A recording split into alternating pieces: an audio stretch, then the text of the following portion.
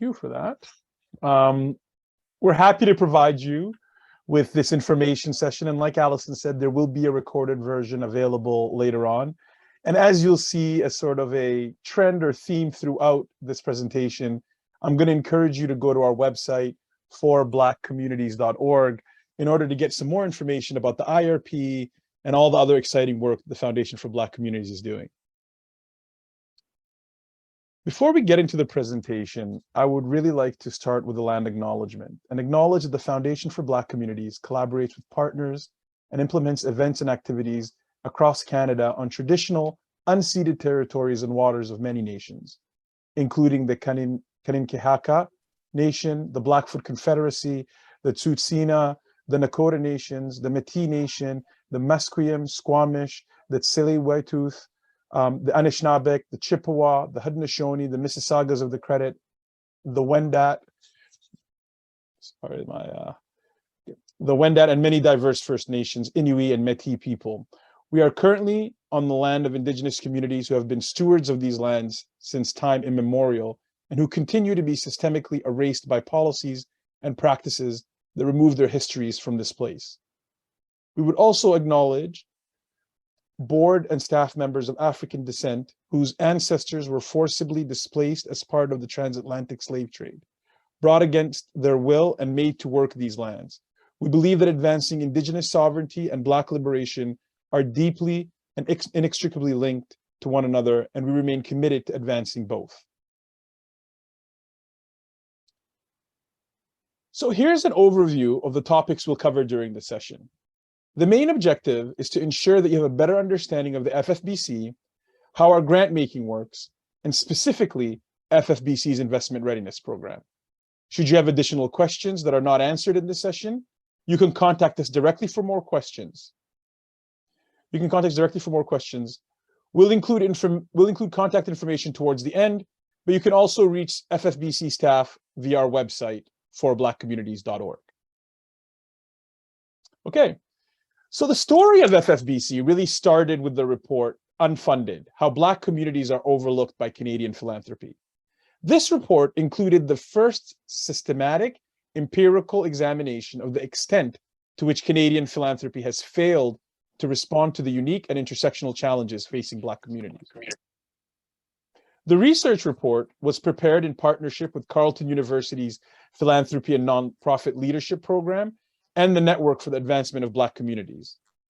Although many Black people and Black organizations, especially those on this call, have long known that Canadian philanthropy has underinvested in Black communities, for the first time, this gross underinvestment had been quantified through this report.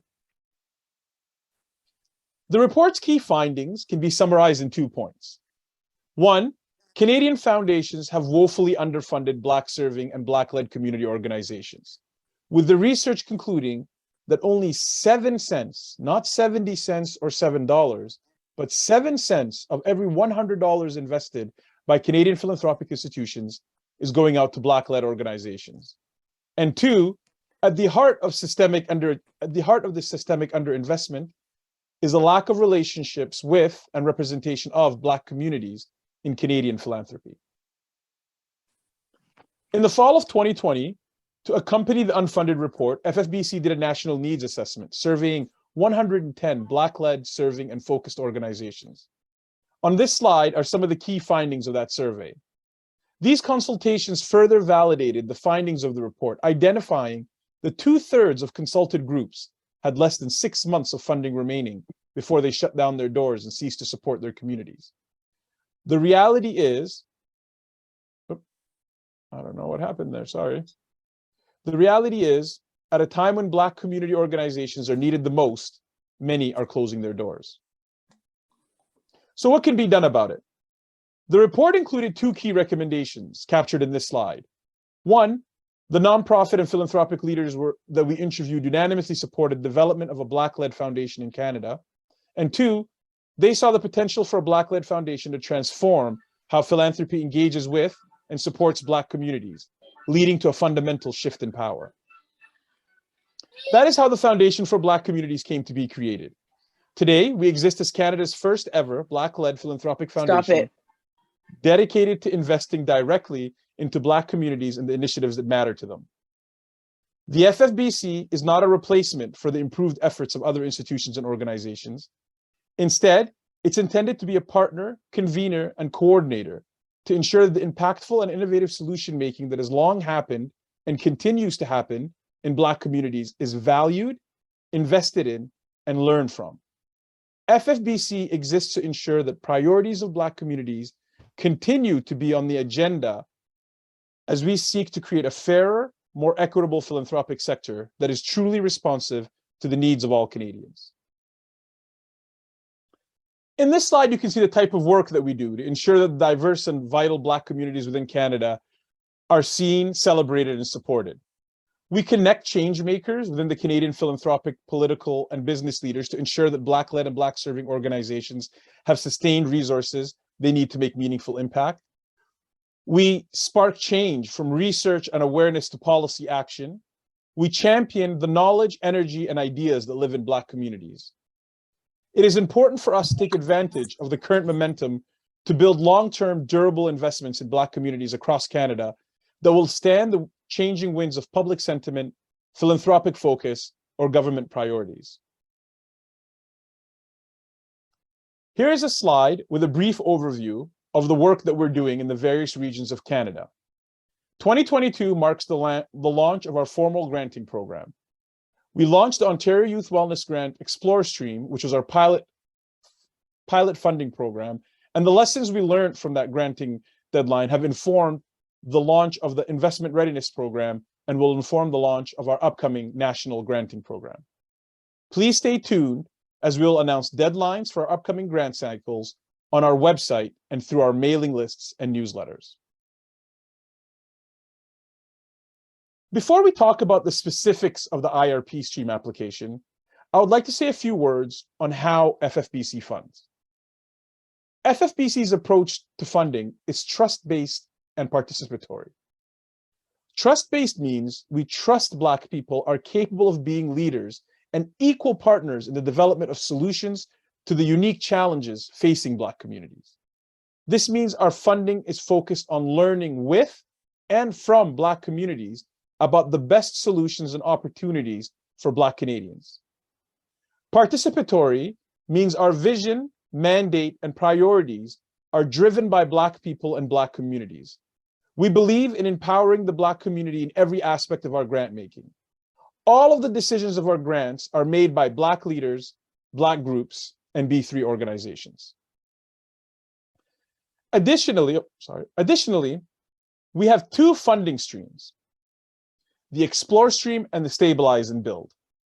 Generally speaking, the Explore stream focuses on funding Black initiatives in a way that de-emphasizes their adherence to traditional organizational structure and centralizes their impact on the well-being of their communities.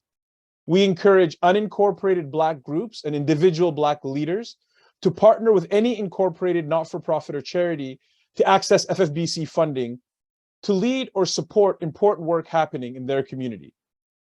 Through this stream, FFBC will support Black communities in learning from each other and increase the capacity of the Canadian not-for-profit and charitable sector to acknowledge, value, and support the impactful work being done by Black communities that have organized and mobilized in different ways, in spite of systemic barriers to accessing wealth. The Stabilize and Build stream is focused on directly responding to the historic and continued underfunding of Black-led, Black-focused, and Black-serving not-for-profit and charitable organizations. This stream is focused on stabilizing the programming, operations, and infrastructure of B3 organizations and allowing them to build towards greater presence and impact. This stream seeks to support incorporated B3 organizations with building programming and core organizational structures needed to meet the demands of existing funding opportunities. Through this stream, FFBC will work with Black communities to learn more about how to best support the development of B3 organizations that deliver programs and services to Black people in Canada. Okay, so that brings us now to our current funding opportunity, the Investment Readiness Program. The IRP is a $50 million non-repayable grant program announced by Employment and Social Development Canada. The purpose of this program is to support social purpose organizations along their journey of accessing social finance, i.e. repayable loans or investments. That's what we mean by social finance. The grants are given out by partners including the Canadian Women's Foundation, the National Association of Friendship Centers, FFBC, and the Community Foundations of Canada. And FFBC has in fact partnered with the Community Foundations of Canada in order to direct $1.5 million of that total $50 million purse directly and exclusively towards Black communities. In doing that, we have three objectives. One, increase the quantity and quality of Black-led social purpose organizations' social innovation initiatives, support B3 social purpose organizations' preparedness to access social finance, and provide opportunities for organizational growth and development. So what are we talking about when we refer to social finance and social innovation? Social finance refers to repayable investments or loans that are intended to create social or environmental impact in addition to financial returns. Social innovation is a response to social or environmental problem, which, once adopted, results in better solutions than the existing approaches. Social innovations have a transformative impact and improve organizations, communities, regions, systems. Social innovations can include new, more effective social programs, the use of new technologies, the growth of a social enterprise. We have more information. Oh, I don't know why that keeps happening. We have more information about social purpose organizations and social finance at our social finance information sessions coming up between now and December 1st, 2022.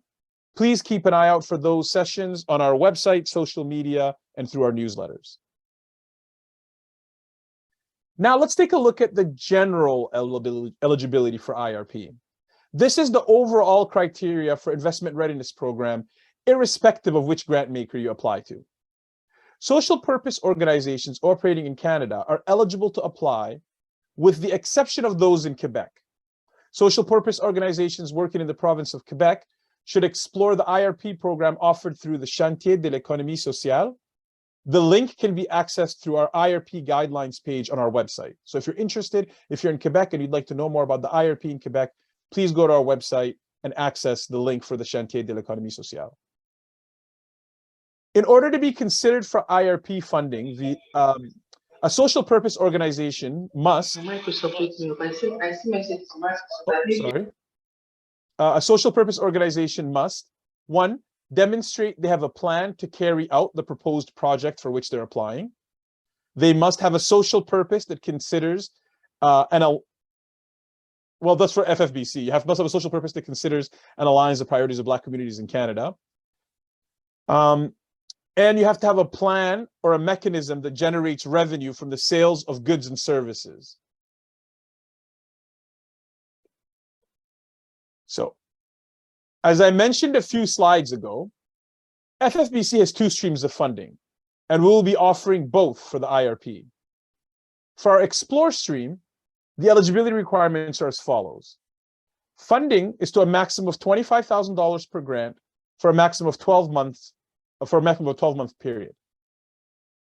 In order to access the funding, you must be a Black-led, Black-focused, and Black-serving not-for-profit and charitable organization, or a Black-owned and operated social enterprise business with a social purpose that considers and aligns with the priorities and experiences of Black communities. For the Explore stream, you can also be an ad hoc informal B3 group, a B3 collective, or even an individual Black leader with a social purpose that considers and aligns with the priorities and experiences of Black communities. Unincorporated entities will need an incorporated partner. An incorporated partner is a not-for-profit or charitable organization that supports unincorporated Black groups and individuals with the receipt of FFBC grant funds and other supports as agreed to by the two parties. For unincorporated groups and individuals, you'll be asked to confirm whether or not you have an incorporated partner in place at the time of application. If you do have a partner in place, you'll be asked to fill in some key information about that incorporated partner. If you do not have one in place at the time of application, you'll be required to confirm that all unincorporated applicants have to have an incorporated partner in place before payments are released. As part of the grant review process, FFBC staff will contact all unincorporated applicants whose application is being considered for funding to remind them of the incorporated partner requirement. At that point, if you're still having difficulties finding an incorporated partner, FFBC staff will provide you with the appropriate support. In short, if your application is approved, FFBC staff will ensure that access to an incorporated partner is not a barrier to being funded. Once a project or group, once an unincorporated project or group has been recommended for funding, the partners will receive a partnership agreement to be signed by both entities before funds are released to the incorporated partner. Okay. In this slide, you can see some programs that would fit with the Explore stream of the IRP. For example, a B3 organization receives funding to undertake a feasibility study for a new landscaping business focused on providing jobs for Black youth with disabilities. A group of Black parents receive funding to explore the creation of a cooperative daycare for their kids. A charitable organization receives funding to pilot a community bonds and micro-lending program focused on providing startup capital for Black entrepreneurs.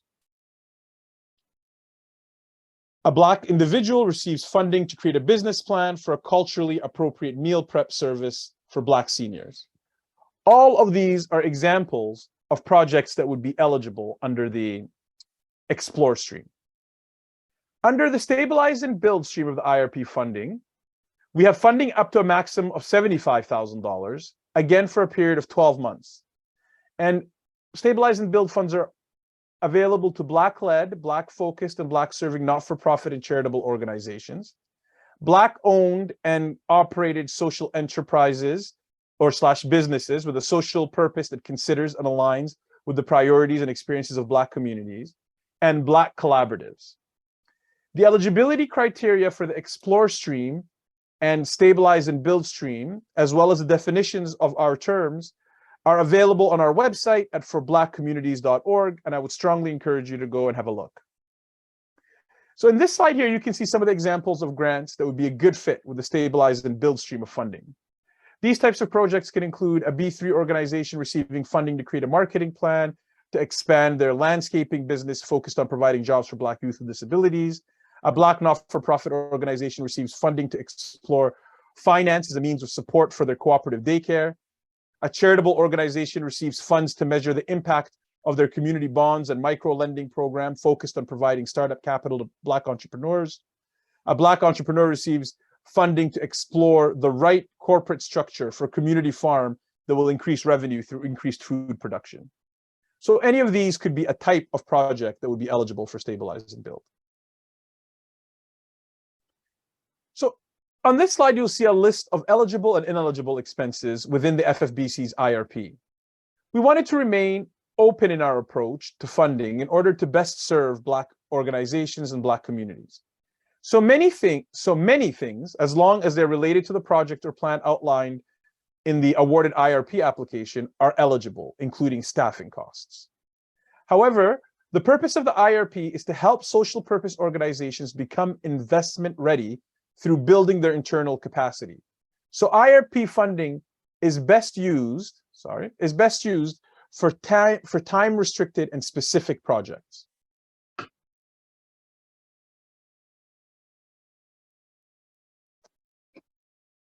Our IRP portal is open now for applications and can be accessed via our website through our IRP page.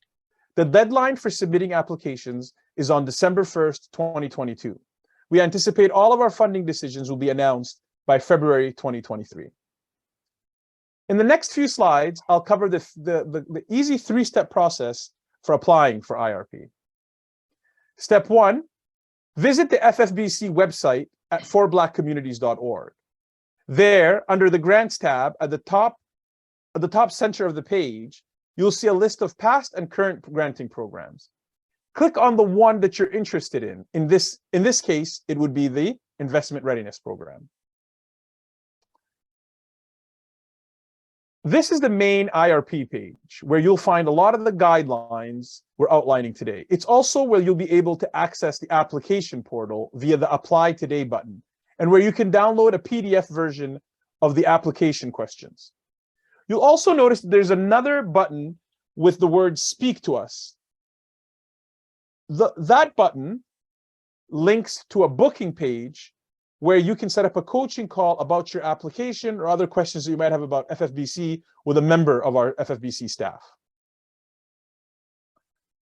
The portal we're using in partnership with Community Foundations of Canada is called SurveyMonkey Apply. If you haven't registered with SurveyMonkey Apply or with Community Foundations of Canada previously, you'll need to do so before you can begin your application. When registering for the first time, SMA, or SurveyMonkey Apply, will send an email verification to the email address you provided. Be sure that you check all mail folders, including junk and spam mail folders, for that email. Once in our grant portal, you'll see the programs you have access to. Choose Investment Readiness Program. In order to possibly save you some time in the long run, and right at the beginning of your application process, you'll be asked to complete an eligibility quiz. Based on the answers you provide, the quiz will tell you whether you meet the eligibility criteria to apply to IRP through FFBC, our partner, Community Foundations of Canada, or both organizations. We recommend that you review the guidelines for CFC's IRP on their website. And as FFBC, we do not have the CFC, we do not have the same eligibility criteria as Community Foundations of Canada.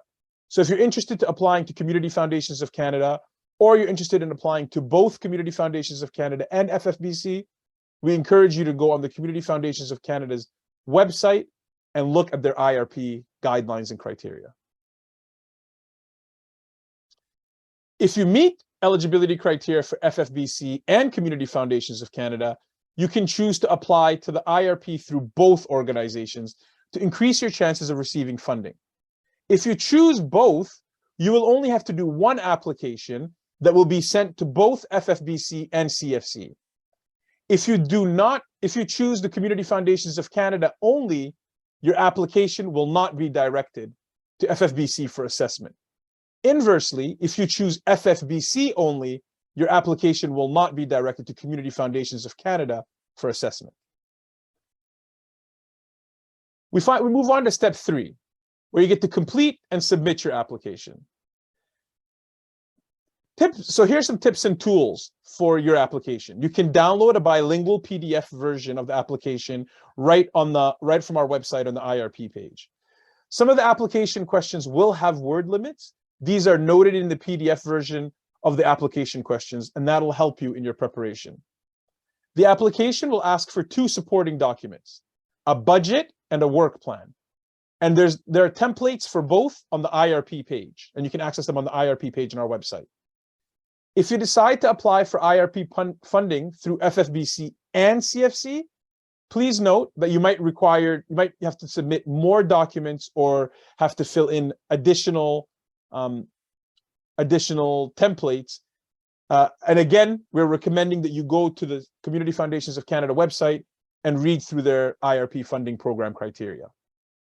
Finally, technical difficulties happen. We recommend having a backup of your information, perhaps copying and pasting from the portal into another document or having a Word document, often saving and submitting your application ahead of the deadline, as the deadline can become really busy. Just a reminder, as an unincorporated group, you do not need to have an incorporated partner in place at the time of applying. You only need to have one in place before money is flowed.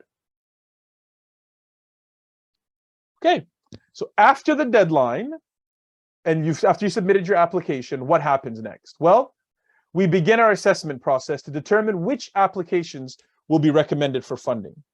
The assessment process has 2 steps. It begins with a staff assessment. And here's a brief overview of the staff assessment, what it considers. The staff will assess applications for alignment with FFBC's eligibility and anti-discrimination policies. We will take a look at the applicant's history, track record, or reputation for serving Black communities. We check the application for completeness, that it's overall eligible given the eligibility criteria of the IRP. We do an assessment for feasibility, that the activities and the budget are reasonable to complete the initiative. And finally, we do an assessment to see that there is some reasonable expectation of having impact in the Black community. And then the second part is a community-based assessment. And as mentioned, FFBC's approach to funding is trust-based and participatory. So a part of our adjudication process, the main part, involves recruiting community members like yourself to review and assess applications. If you're applying for the IRP, as you near the end of the application, you'll come across a question that asks if you'd like to be part of our community grant review panel. If you say yes and are contracted and are contacted in December or January to review applications, this does not mean that your application has been declined. So your application can be active and you can still be a community grant review panelist. We asked that all FFBC applicants consider becoming a grant reviewer. The spot on the review panel is available to a Black individual associated with the applicant. So this could be a staff of your organization, a client, a volunteer. It could be the person applying, but it doesn't have to be only the person who wrote the application. Once we've received expressions of interest from potential grant reviewers, FFBC staff will place selected reviewers on review panels based on demand, geography, focus area, demographic that you work with, etc. Each review panel will review applications that best match their experiences and expertise. Each reviewer will be required to score up to 25 applications within a 3-week time frame. On this slide, you can see the key criteria for the community assessment of applications. All community grant review panelists or community reviewers will answer 3 questions. 1, if successful, this initiative will positively impact Black communities in Canada. They'll score the degree to which they agree with that. They'll score the degree to which they agree with this initiative is led by and focused on Black communities, and that the Black community should invest in this initiative. Grant reviewers will also have the opportunity to provide feedback back to applicants on how the applicant could have improved the application. So that's just a pitch for anybody listening that's interested in applying for IRP. Also, please apply for our community grant review portal. To stay up on the latest from FFBC, including more webinars to come, you can follow us on social media, sign up for our mailing list via our website, forblackcommunities.org, or towards the bottom of any page, you can click to find all of our links for social media, our newsletter, etc. We have a French webinar planned for October 18th at 6 to 7:30 p.m. Eastern. And we'll be announcing other webinars on IRP, including social finance webinars, webinars on social innovation. We'll be announcing those soon. Yep. Okay. So that brings us to the end of our presentation. Please stay connected with us through social media, our website. Keep an eye on future opportunities that FFBC is working on. And don't forget that you can book a coaching call with a member of FFBC staff via the IRP page on our website. So that brings us to the end of the presentation, and we'll pause now for any questions. Thank you, Omar. So we had a few questions come through in the chat, but there's one I didn't get to, so I'm going to ask it out loud so folks can hear, and I will invite other folks to go ahead and leave their questions in the chat. So here, I see you. I'm going to get to you in a second. I'm just going to ask this first question from the chat, and the question is, can an applicant organization win both the FFBC and the Canadian Women's Foundation streams of IRP? Okay, thanks. The answer to that is yes, provided that they're two different projects. So you cannot be funded by two IRP partners for the same project. So if your goal is to do a market analysis of whether your product has a market or not, and you apply to both FFBC and the Canadian Women's Foundation, you can only be approved from one of the organizations. But if you apply for a market analysis to FFBC, and then you apply for something completely different to the Canadian Women's Foundation, then there is the opportunity that both applications might get funded. Okay, thank you, Omar. So we will move on to Sahir. Yeah, absolutely. Thank you. A great presentation. I guess I just had a question regarding the age of the organizations and stuff. I don't know if I saw anything that was kind of stipulated there, but does that sometimes, or does that come into consideration when kind of within the arbitration process of the application? That's a really interesting question. So I'm going to answer it a couple of ways, Sahir. First, no, it won't come into consideration for eligibility. Organizations of any age are eligible, especially for the Explore Fund. Even if they're not an incorporated organization, they're eligible for the Explore Fund. For the Stabilize and Build, you have to be an incorporated organization, either as a not-for-profit, a charity, or a Black-owned and Black-operated business or social enterprise. That's for eligibility.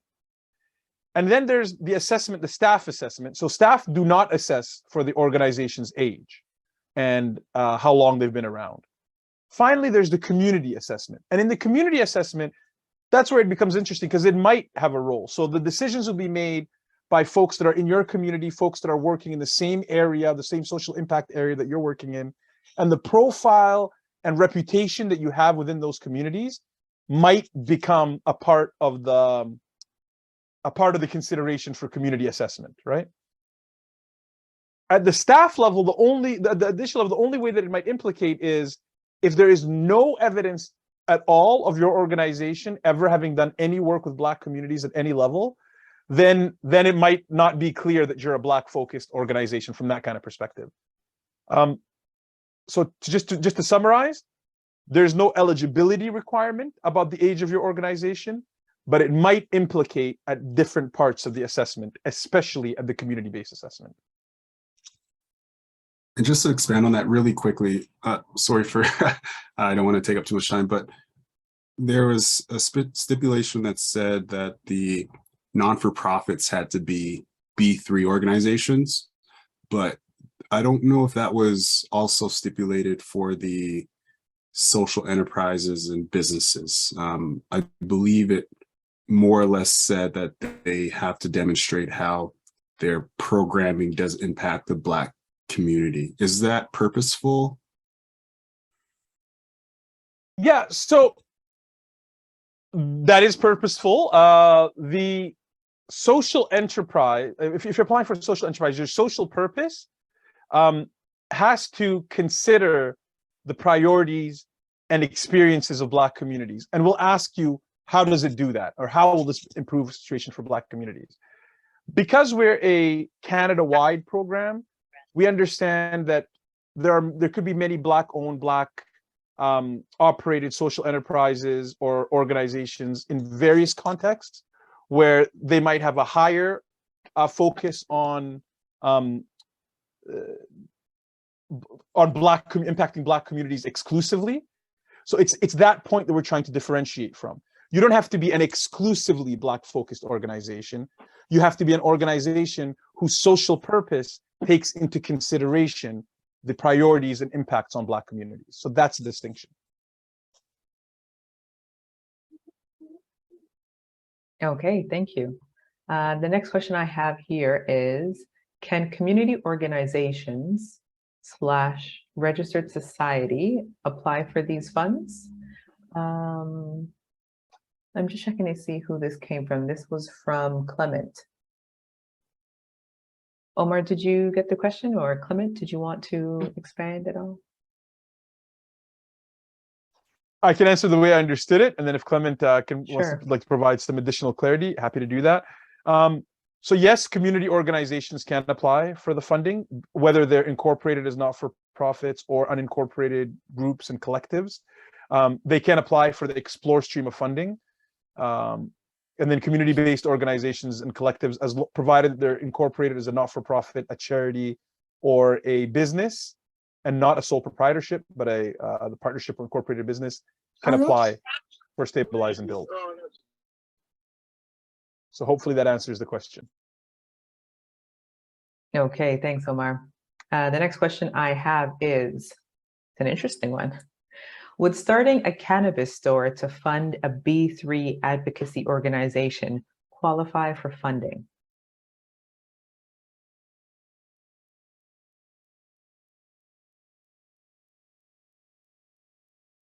All right.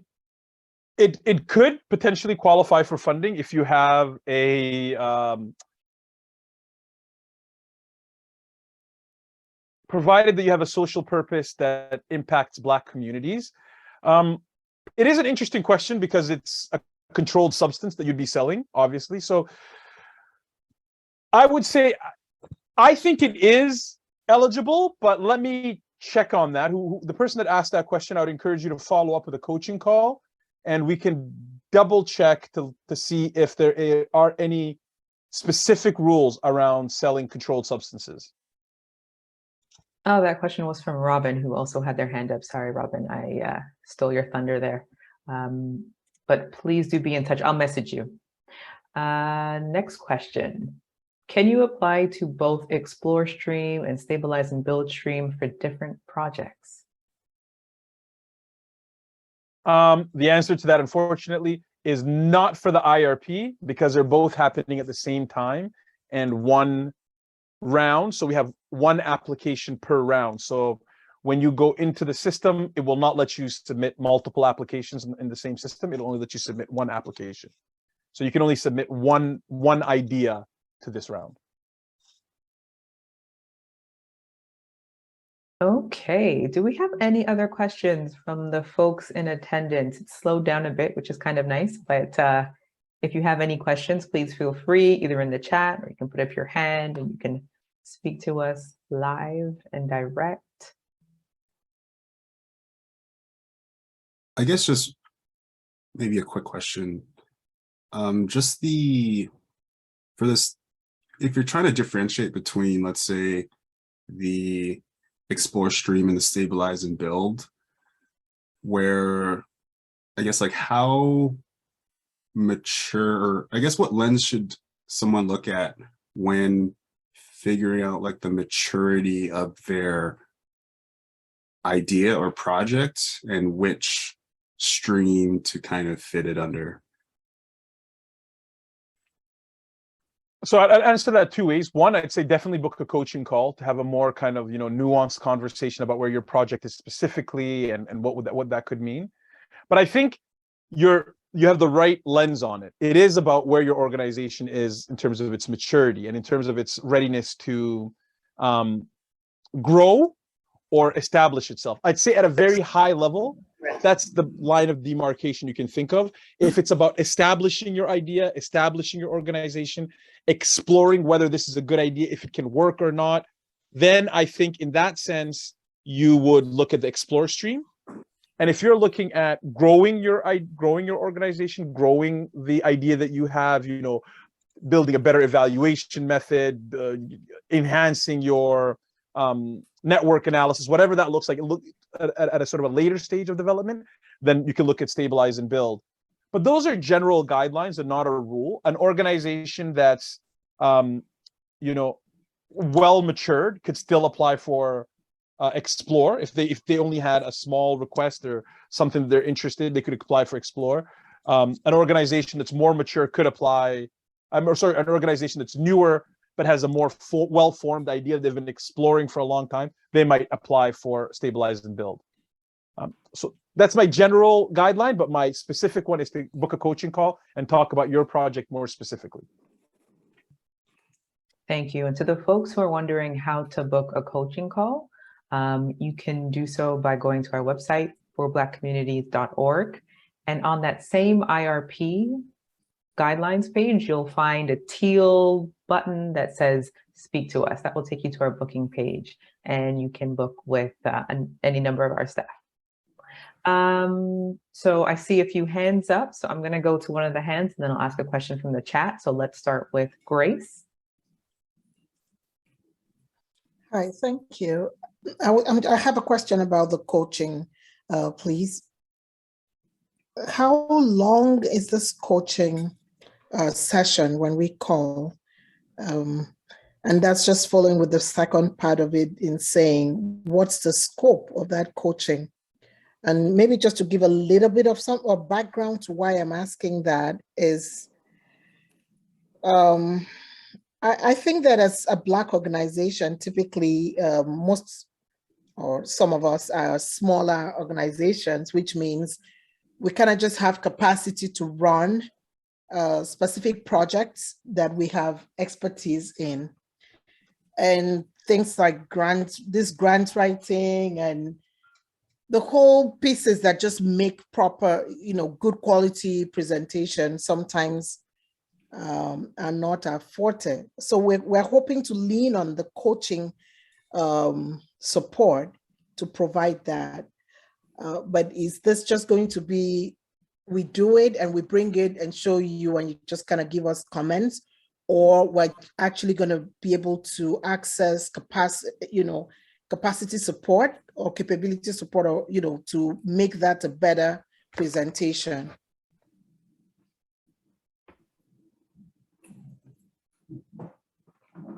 So that's a really interesting question, Grace.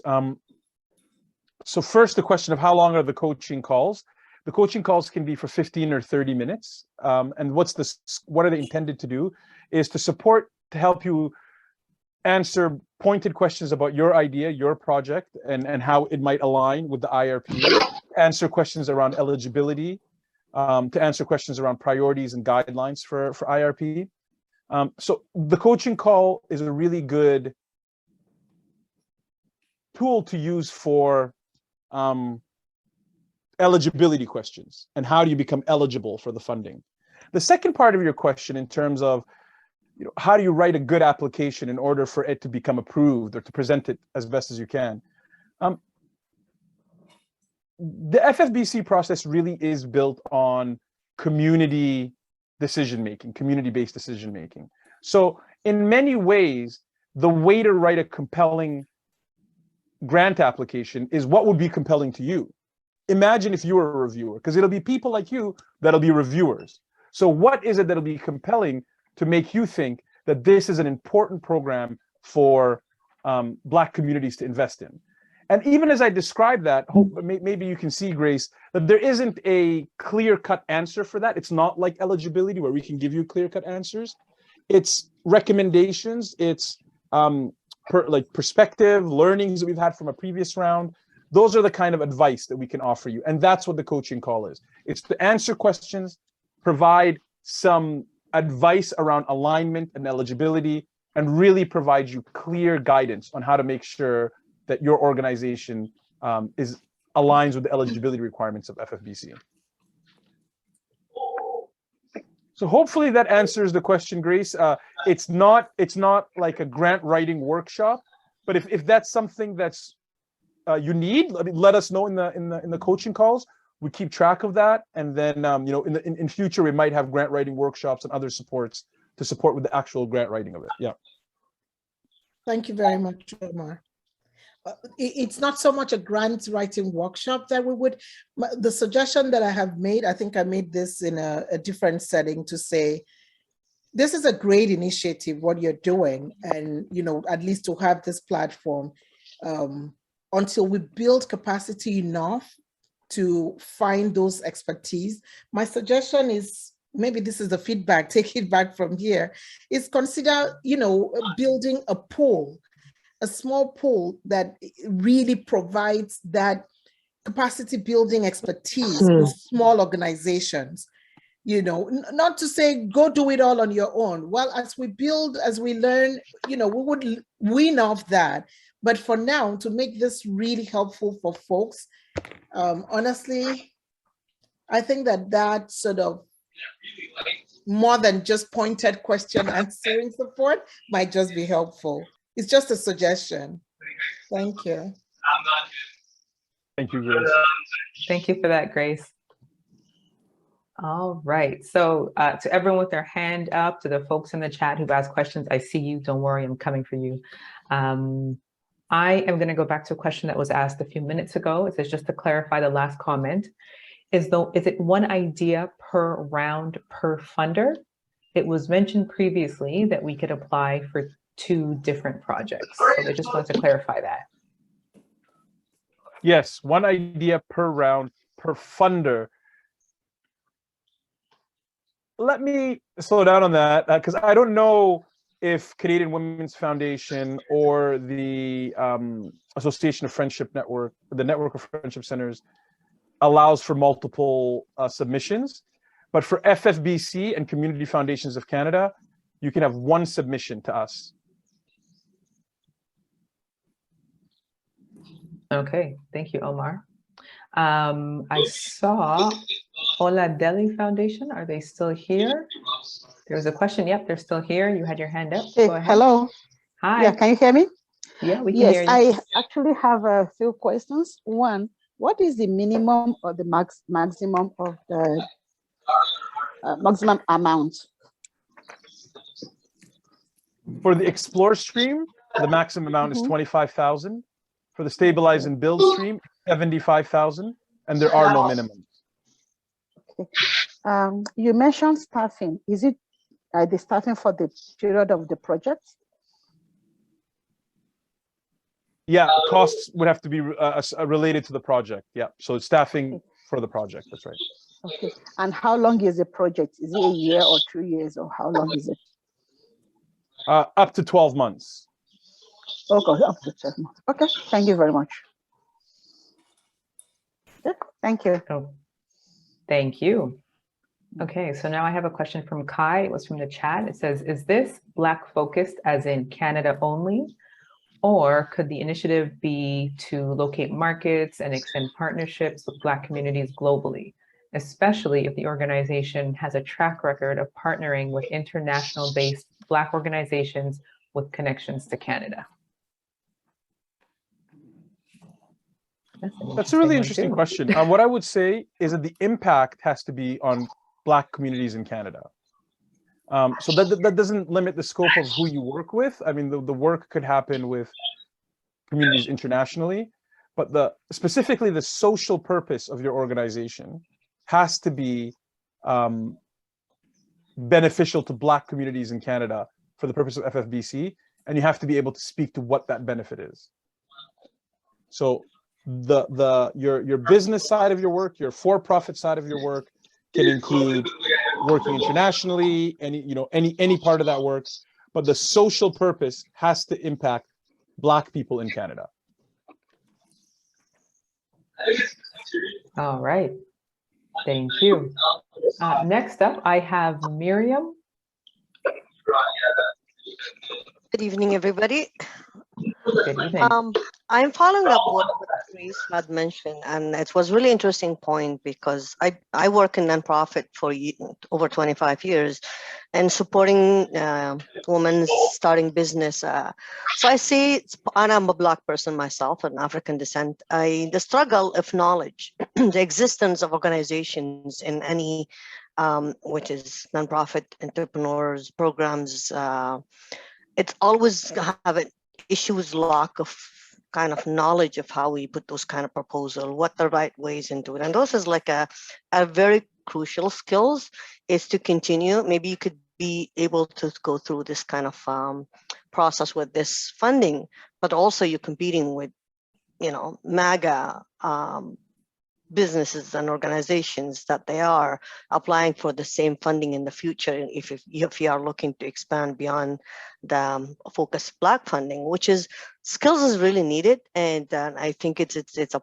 part of the foundation of success of the business.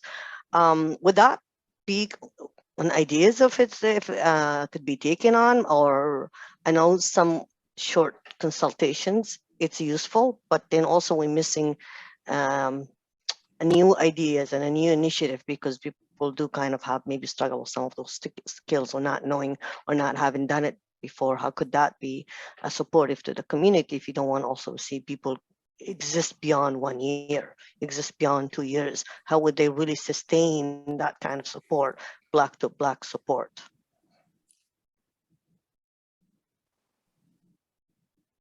Yeah, the point is really well taken. You know, it is a big part of the work that we do to take a look at what those barriers are for Black communities in accessing wealth and supports, especially in the not-for-profit sector. It is part of our approach to change,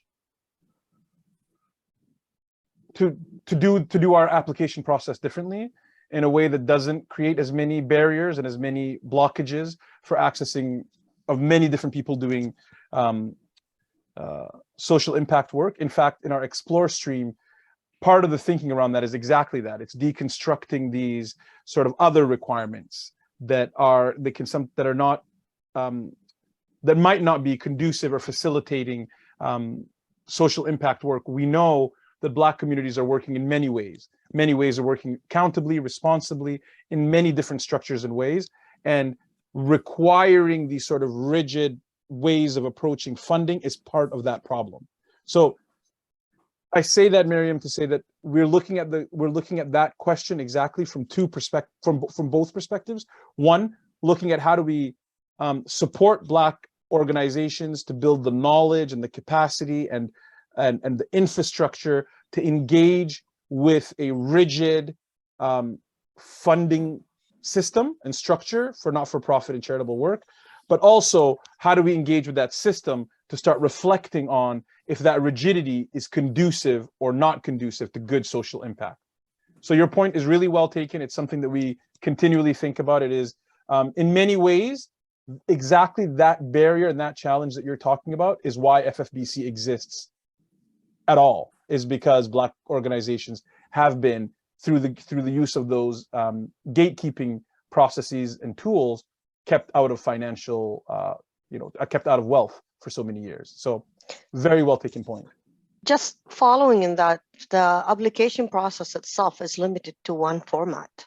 So, which is the typical format of writing, is a typical format of how you kind of think. Have you thought about adapting a new format for accessibility purpose, for being innovative, creative ways of how people could really present their idea? Besides completing the application, definitely necessary required, but also it's like diving in that creative mind of Black people and what they could really present their ideas. So the method itself also still is a giving a process that we adapted. Is there any way future-wise to look for something different?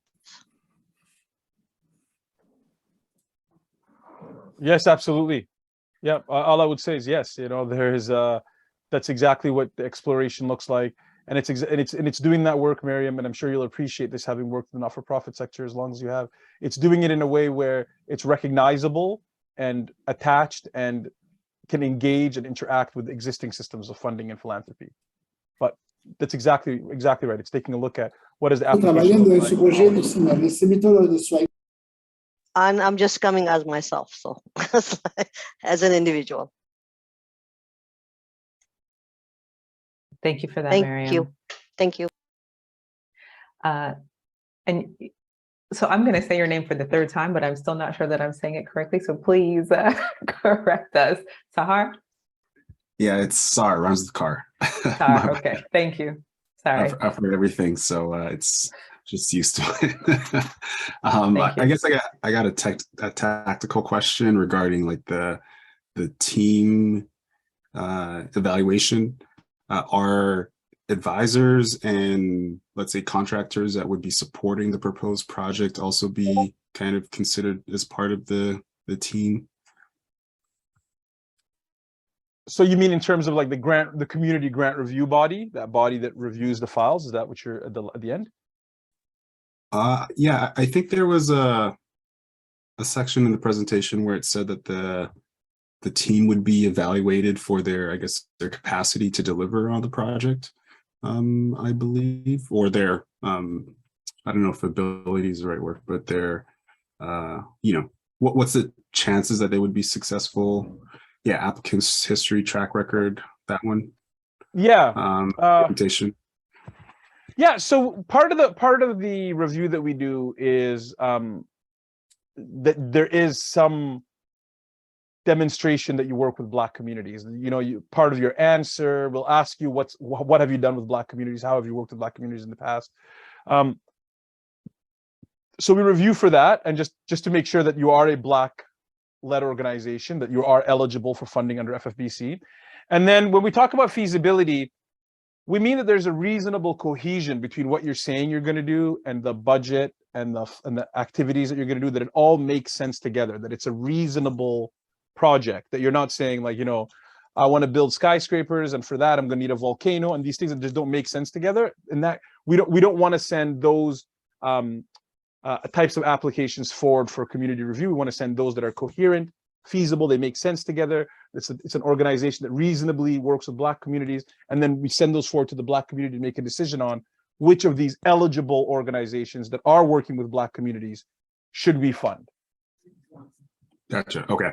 So I guess just to double click, the like, let's say if you had like a really strong, talented board of advisors, for example, is there a place to kind of demonstrate that within the application? Just because, you know, I think the sum is greater than the individual itself. So when it comes to, you know, track record and reputation of serving Black communities, if it's just the applicant that is kind of under that lens, or is it kind of like the full team that would be kind of be under that lens of review? I don't know if that's making sense. Yes, I think it makes sense.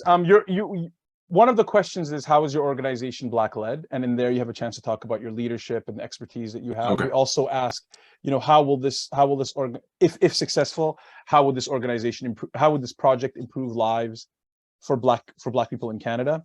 And in there you have the opportunity to talk about your view, like saying, you know, we have this really expert group of panels, they can bring these kind of strength, and this will gonna lead to this sort of outcome. But at the core of it really is that you have to be able to convince Black communities, Black community members like yourself, right? Somebody who's a leader interested in improving lives for Black communities, somebody who's engaged in this work. You have to be able to convince them that their project is something that Black communities should invest their wealth in. So think about what would be compelling to you. Think about what would be convincing to you, and you can write your application in that kind of model. And last question, is there any kind of space for like recommendation letters or like reference letters or anything? Like, will that be needed at all for this evaluation or assessment? No, it's not required, and I don't think there's a place where you can upload it. I'll have to double check, but there's no recommendation letters or anything like that required. So yeah. Okay. Thanks so much. Appreciate the help. Thank you. Okay, we have a question from Sandra in the chat. She says, hi there, thank you for this session. Can we apply in French? There's no option to book a call in French, for example. Thanks. Yes, you can apply in French. We have French materials, French language application. The portal itself is very bilingual, so if you switch to French, it'll give you all the instructions and prompts all in French. We are aware we do not currently have, unfortunately, we do not currently have a fluently bilingual staff to take calls in French. If you do need some support in French, please just send us an email in either language. We will connect with you. We'll have somebody give you a call in French language to make sure that you receive service in French, and we will have a French staff person available for consultation very soon.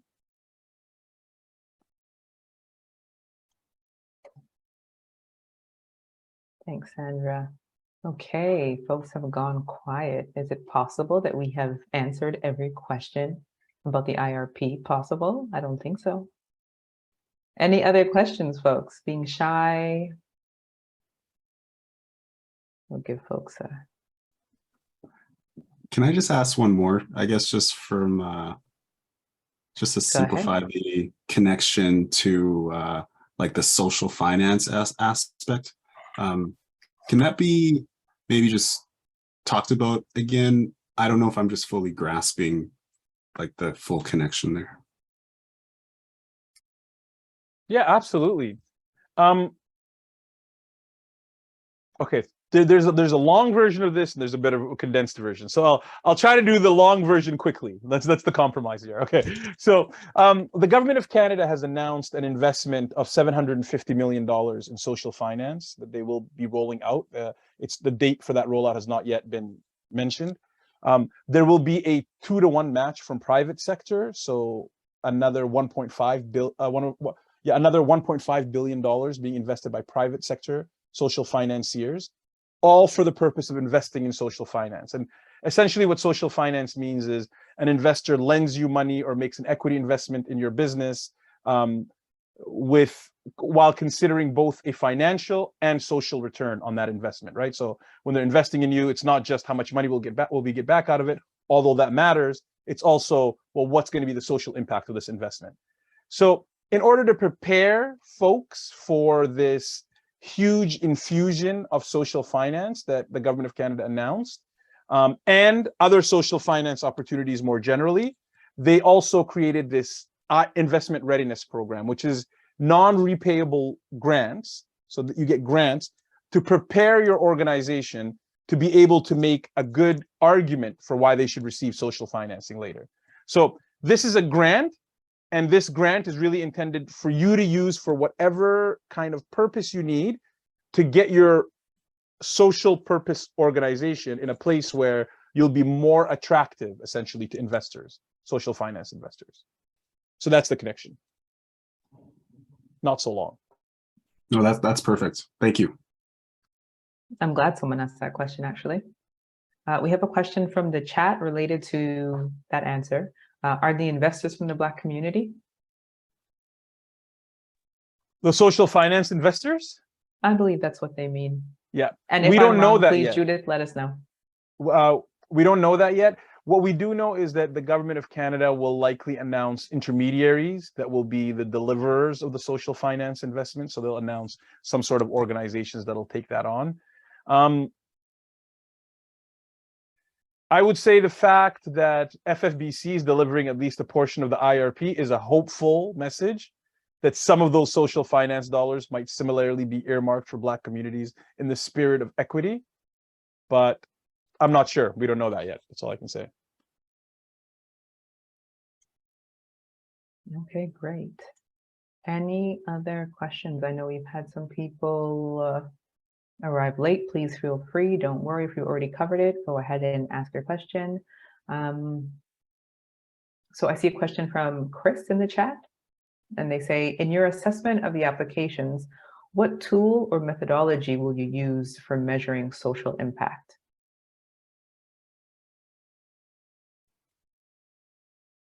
That's an excellent question.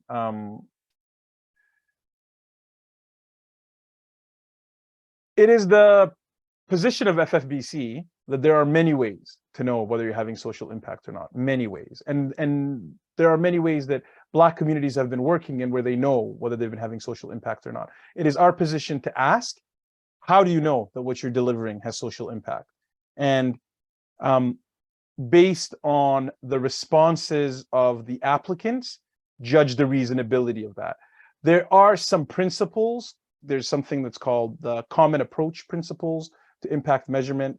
They're really high level, like you should have an idea of what it is that you're trying to change. You should have an idea of what it is that you measure to know whether you're having that change or not. So there's that sort of common approach to social impact measurement, but the overall answer is we're not prescriptive around how organizations know they're having social impact.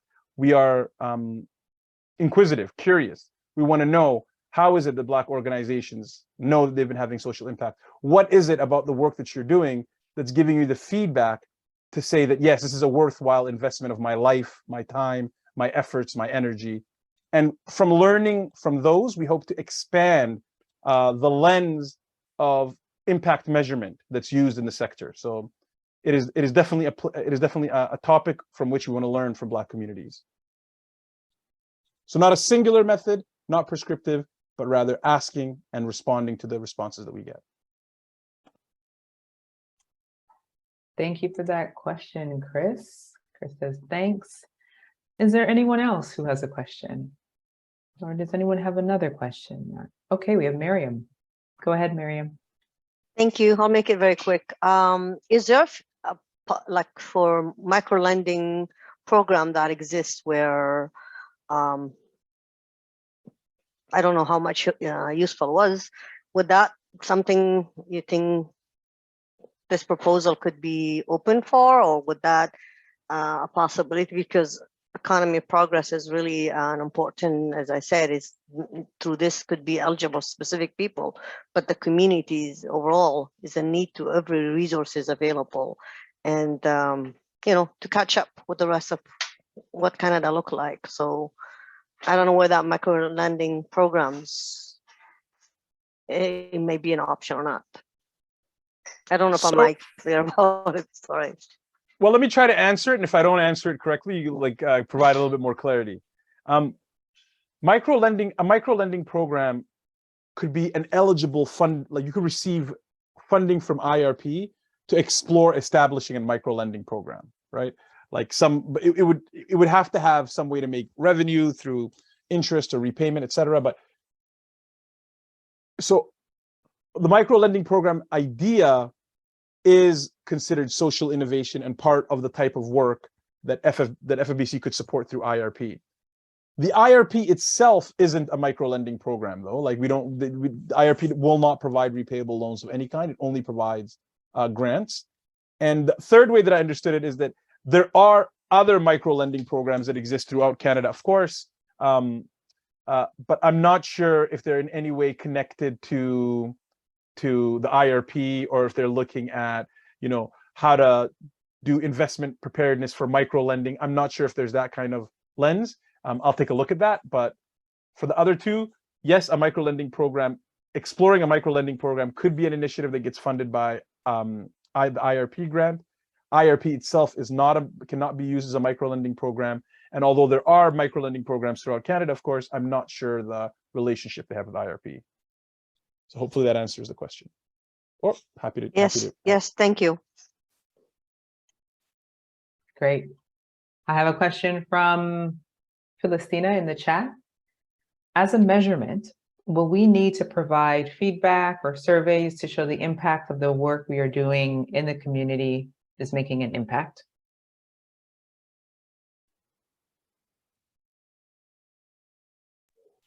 It's not required, but you can. Like, again, there is staff do sort of an assessment on eligibility. So staff don't really do like, well, how compelling or how important is this application? We just kind of do an assessment on eligibility. So having that type of measurement protocol or surveys is not a requirement for eligibility, although it is eligible to do that, but it's not a requirement.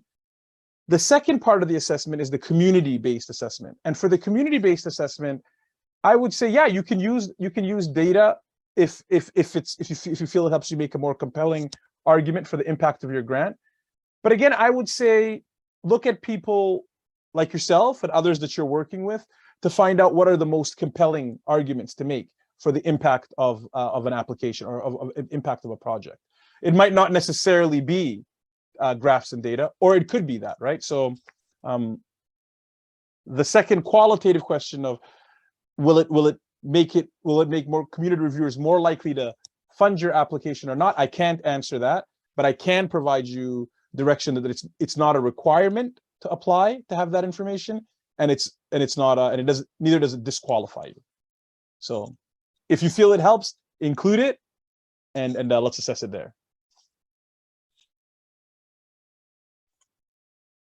Wonderful. Any other questions coming?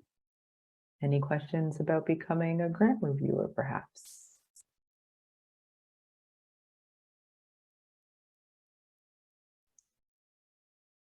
Oh, you're I could doing ask great, a Omar. You've question got about everything. that. Oh, yes. Sorry. Sorry, go ahead. Yeah, just a question about becoming a grant, a community grant review panelist. Would there be some sort of training to, to help one make that an effective opportunity, let's say?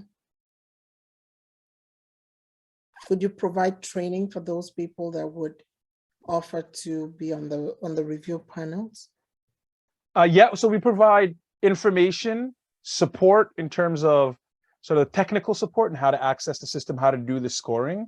In terms of how to define the value of a project, the reason why we have a community grant review panel is because we think that the lens of people that are in community, the various lenses, service users, people within a geographic community, people within an area, sector expertise, folks that are working within the same demographics that you're working with, all of those expertise and lenses, we encourage the reviewers to use their experience, to use their expertise, to use their lens to make the decision, because it's part of our process that is the exact right lens that should make decisions on what community should invest in.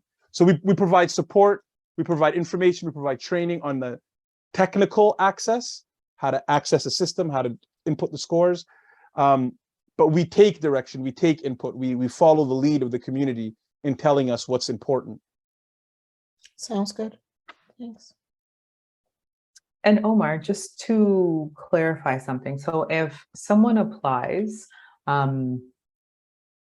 they could be on the grant review panel. There's no sort of conflict of interest. What happens there? That's an excellent question.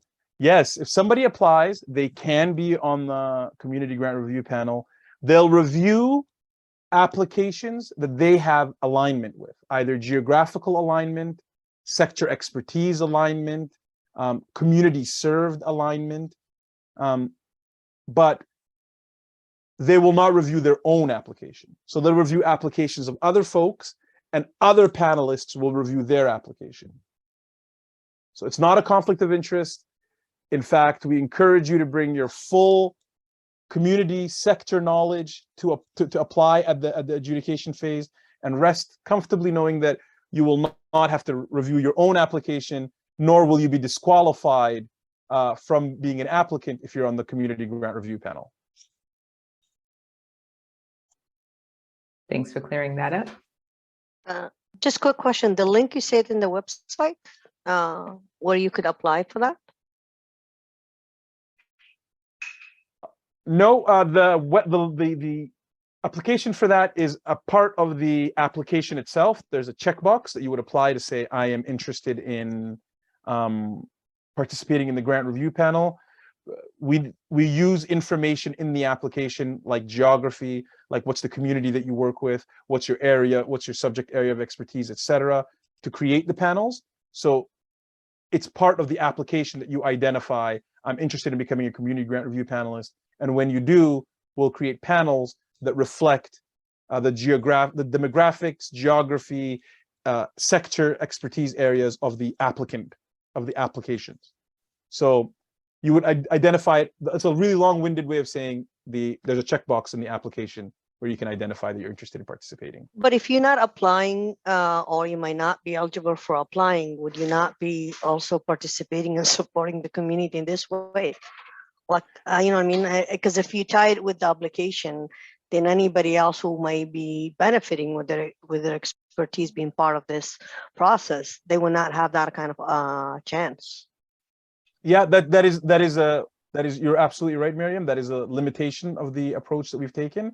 It is, as we continue to iterate and conceive of ways to support the community grant review panel, we'll think about ways that we can get that information where we can vet that these people are in fact Black community members with an interest in supporting Black communities in other ways other than the application. For now, we have the application allows us to vet so much information around where they are, what their area of expertise is, the demographics of communities they're working with, et cetera, that we would have to find another way to onboard people, get all this information when they're not applying for an application. So the point very well taken, something that we continue to consider, not yet available. Okay, thank you.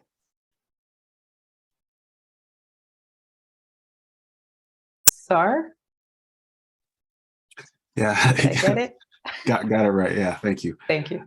I guess I just had a question, especially when it comes to like some grants and stuff. There's always a question that's to be asked around like if you're taking like maybe an uncommon area that you're trying to have impact on that may not have the same level of like exposure and knowledge amongst like the folks that are reviewing the grants and stuff. Is there anything that you can kind of touch on there in terms of like maybe best practice of how to still give yourself like a good opportunity to succeed if, let's say, the the topic is not, I don't know if nuance is the right word, because I think nuance makes it seem like the target audience or the social impact or economic impact is small, but there are more or less a handful of individuals that really know the space well, per se. So yeah, I don't know if there's anything you can kind of share in terms of like best practices for taking like a maybe less familiar topic, especially within, let's say, the Black community, and thinking about how you can communicate the economic, social, and cultural impact of it, despite maybe the folks that are reviewing not having, the same level of exposure that you'll have, especially being so in the weeds with your idea or your concept or your industry. That's a really interesting question, Sar, because it is the nature of the work that FFBC, so FFBC isn't sort of an idiosyncratic funder, right? Like we don't fund a specific sector, or so we're a general funder. We fund Black communities, well-being for Black communities in many different ways. So the reviewers are representative of that general mindset, just like you're pointing out. That puts applicants in an interesting position, because you can talk about your work and your product in many different ways, many different framings. My advice in terms of best practice would be to frame it at a way that the general public would understand as best as you can. Think of it in those terms. It's, we're not all computer scientists, but we all understand a phone, right? Because the way that we might not understand the mechanical engineering, the electrical engineering, and the computer science that goes behind it, but you understand the finished product and it can be presented in that way. So really the best practice that I would say is speak with folks, other Black folks that live in your community, that that are in your networks, and find ways to present it to them that's compelling. And that in many ways that'll give you, that'll be very informative in terms of how you present it to Black communities in a way that's compelling. But I mean, it is a persistent challenge in general types of funding. Well, how do you do like, a new specific approach to mental health that's really nuanced, that's only a few people understand? Well, how do you get a general group of people to understand that?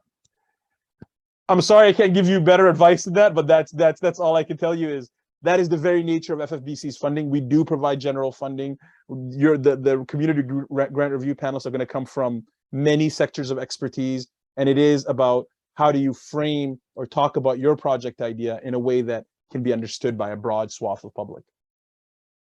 No, that's actually those are two really strong, helpful recommendations. So thank you. All right, we are winding down on this first ever FFBC IRP webinar. Hope you all have enjoyed it as much as we have. Does anyone have any final questions before we start saying good night?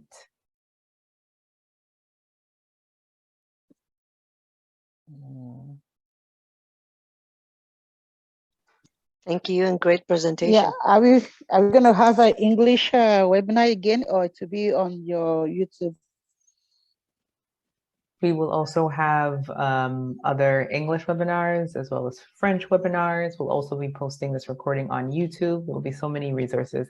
And of course, please, as you see on the screen now, feel free to get in touch with us, book some calls if you have, specific questions or general questions about IRP, about the organization.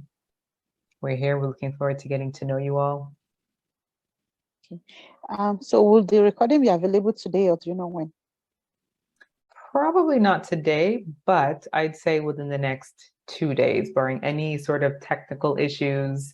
It should be up in the next day or so. Thank you. No problem. All right. Well, when will the grant application be available? Philistina is asking. Philistina, it's available now. If you mean the actual portal where you can go in and submit your application, it is online through our website. You can also download a PDF of the questions in advance. So you can take some time, write out your answers in a Word document. You have them all there in case your computer crashes. We've all heard those stories. So it's available right now until December 1st.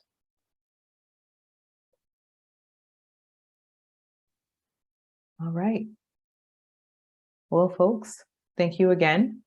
Until next time, we'll be saying good night or good evening, depending on where you are. And we look forward to being in touch with you.